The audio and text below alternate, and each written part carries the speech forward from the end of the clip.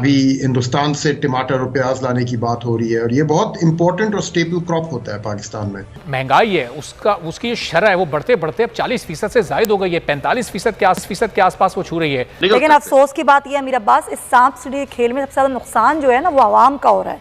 अवाम पिस रही है, उनका कोई कसूर नहीं है। पेट्रोल की बढ़ती कीमत, डॉलर का बढ़ता रेट और बढ़ती हुई महंगाई, अवाम ये सवाल करते हैं कि आखिर वो कौन से मुश्किल फैसले हैं और कब तक इन मुश्किल फैसलों के असरात अवाम को अपनी जिंदगी में देखने को मिलेंगे। आने वाले दिनों में अवाम को मजीद कितनी महंगाई के लिए तैयार रहना होगा? आई थिंक अभी कहना मुश्किल है एग्जैक्ट अमाउंट। अलबत्ता अभी डॉलर से ज्यादा जो चीज महंगाई को फीड करेगी वो सैलाबी जो असरात है, क्योंकि काफी जो क्रॉप डैमेज हुआ है उसकी वजह से हमने देखा है ऑलरेडी प्याज और टमाटर की कीमतों में बहुत बड़ा इम्पैक्ट आया था सैलाब के फौरन बाद। भी वक्ती तौर पे उसको पूरा कर दिया गया है। कुछ ईरान से शिपमेंट्स आई हैं, अफगानिस्तान के थ्रू भी आई हैं। अभी हिंदुस्तान से टमाटर और प्याज लाने की बात हो रही है, और ये बहुत इंपॉर्टेंट और स्टेपल क्रॉप होता है पाकिस्तान में। तो उसका तो आई थिंक क्रॉप्स की और जो फार्म्स में डैमेज हुआ है उसके असरात जब आने शुरू होंगे, और वो आने शुरू हो गए काफी हद तक। मौजूदा हुकूमत ने फैटफ और IMF की शराइत को मानकर वो कवानीन भी लागू कर दिए जो दुनिया में कहीं नहीं है।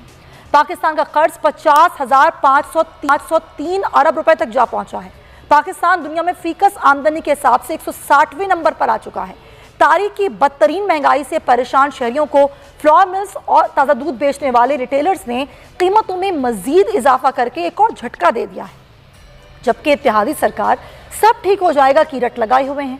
डॉलर मजीद महंगा होता चला जा रहा है, बिजली की कीमतों में इजाफा हो रहा है। आज अगर ये कहा भी गया है कि 4 रुपए कुछ पैसे का कमी की जाएगी तो वो आगे अगले महीने में होगी, जिसमें लाइफलाइन सार्फिन पर इनका इतलाक नहीं होगा। देखिए, बात ये थी कि इस वक्त जो पाकिस्तान में महंगाई है पिछले 3 महीनों में वो तमाम रिकॉर्ड तोड़ रही है, जून जुलाई और अगस्त।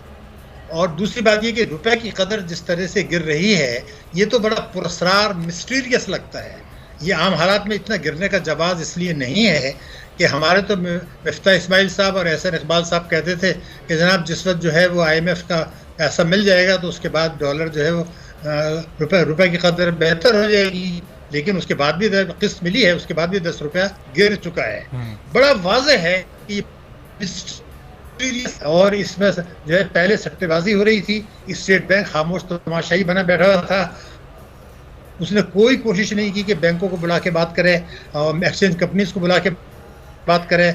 हुकूमत ने कोई कोशिश नहीं की कि गिरते हुए जो रिजर्व्स हैं उनको बढ़ाने की कोशिश करें, तमाशा देखते रहे। चलिए सब कुछ हो गया, लेकिन अब सवाल ये पैदा होता है कि खुलेआम यहाँ से स्मगलिंग हो रही है। भारत जो है वो डॉलर खरीद रहा है अफगानिस्तान में पाकिस्तान को नुकसान पहुंचाने के लिए। उसको जरूरत है, डॉलर बहुत है, लेकिन जो हुकूमत स्टेट बैंक को नजर नहीं आ रहा कि खुली मार्केट में कोई 8 से 10 रुपए का फर्क है। पाकिस्तान में जो रेट है और पेशावर में जो रेट है उसमें बहुत फर्क है।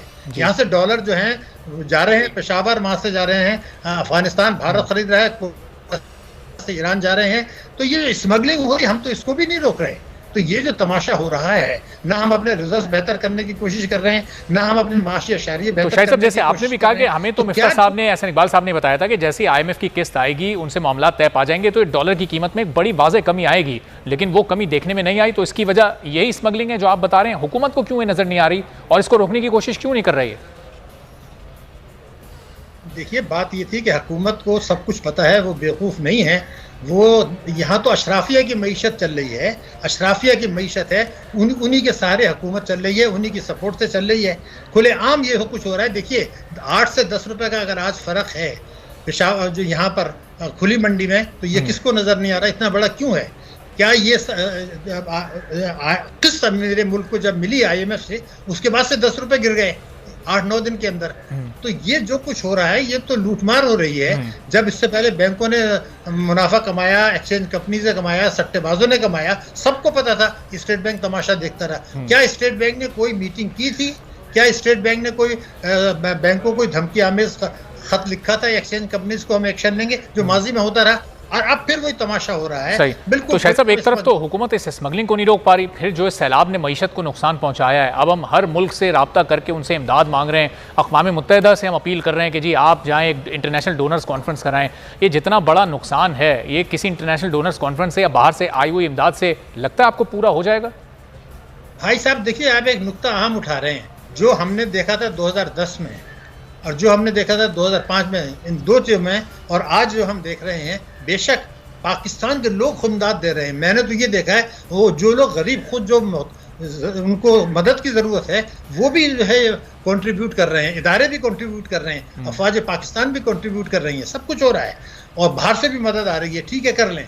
तो रेस्क्यू भी अभी तक कोई 12% लोगों को हमने रेस्क्यू और रिलीफ प्रोवाइड किया है अभी तक। सिर्फ मुमकिन है ज़्यादा कर दें, मगर जो मुझे ख़तरा बिल्कुल वाज़े तौर पर नज़र आ रहा है कि रेस्क्यू और रिलीफ के बाद जब रिहेबिलिटेशन का मसला आएगा तो फिर नए नए मसाइल सामने आ जाएंगे और नए नए पॉलिटिकल डिस्कशन शुरू हो जाएंगे, चोर डाकू शुरू हो जाएगा, अदालतों के मामला जो है डिस्कस होने शुरू हो जाएंगे और ये जो रिहेबिलिटेशन है ये फिर पीछे चला जाएगा।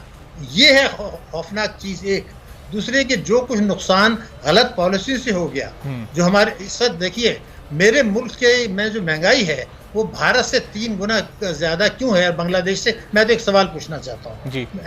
ये जून में भी थी जबकि सैलाब का इतना इम्पैक्ट नहीं था। क्या बांग्लादेश से 3 गुना महंगाई मेरे मुल्क में क्यों थी जब सैलाब का इम्पैक्ट नहीं था? बांग्लादेश के मुकाबले में मेरा ग्रोथ रेट कम क्यों है? क्या किस चीज़ में हम पीछे हैं? देखिए, इस वाज़े तौर पर नज़र आ रहा है अशराफिया की मईशत है, मुल्की अशराफिया एक है, एक बैरूनी अशराफिया है, दोनों का गठजोड़ है और हम जो है वो मईशत को स्लो कर रहे हैं, महंगाई को बढ़ा रहे हैं, ताकतवर तबकों को नवाज रहे हैं, खुलेआम स्मगलिंग भी हो रही है और जो है वो तरक्याती खर्चात में कटौती भी हो रही है। सब कुछ हो रहा है, टैक्सों की वसूली हो नहीं रही है, फॉरेन डायरेक्ट इन्वेस्टमेंट जो है वो कम हो रहा है। आप देखिए कि बांग्लादेश ने तो शाहिद साहब, ये तो वो तमाम इश्यूज आप गिनवा रहे हैं जो हम इमरान खान के दौरे हुकूमत में भी डिस्कस किया करते थे। ये मिफ्ता इस्माइल साहब तो ये बताते थे कि हम आएंगे और ये तमाम चीज़ें सब बेहतर हो जाएंगी। हम तो इससे पहले भी हम करके दिखा चुके हैं। तो वो उनका ट्रैक रिकॉर्ड कहाँ गया? ये 4 महीने में क्यों मामला नहीं संभाले जा रहे? ये जो अभी सैलाब ज़दगान की वजह से जो जितनी इस वक्त मुल्क की मईशत को नुकसान हुआ है, ये नुकसान कैसे पूरा करेंगे? ये कोई $1.5 करोड़ अक़वाम मुत्तहिदा ने ऐलान कर दिया, यहाँ तो अरबों डॉलर्स की ज़रूरत है इस वक्त। बिलाशुबा देखिए, मैं आपसे एक बात कहना चाहता हूँ। पाकिस्तान में आप देखिए ना, आप उन लोगों में से हैं जो इकोनॉमिक्स को बहुत डीपली डिस्कस करते रहे हैं। हमारे यहाँ ये होता था कि एक्सपोर्ट और इंपोर्ट का जो फ़र्क है उसको ट्रेड डेफिसिट कहते हैं और हुकूमतें ये कहा करती थी हमें इसको कम करना है। 9/11 जब हुआ था तो कोई $2 अरब का ट्रेड डेफिसिट था। 30 जून 2022 को $48 बिलियन का ट्रेड डेफिसिट हुआ, जो पिछले साल की इसी मुद्दत से तकरीबन $17 अरब ज़्यादा था। मौजूदा हुकूमत ने फैटफ और IMF की शराइत को मानकर वो क़वानीन भी लागू कर दिए जो दुनिया में कहीं नहीं है।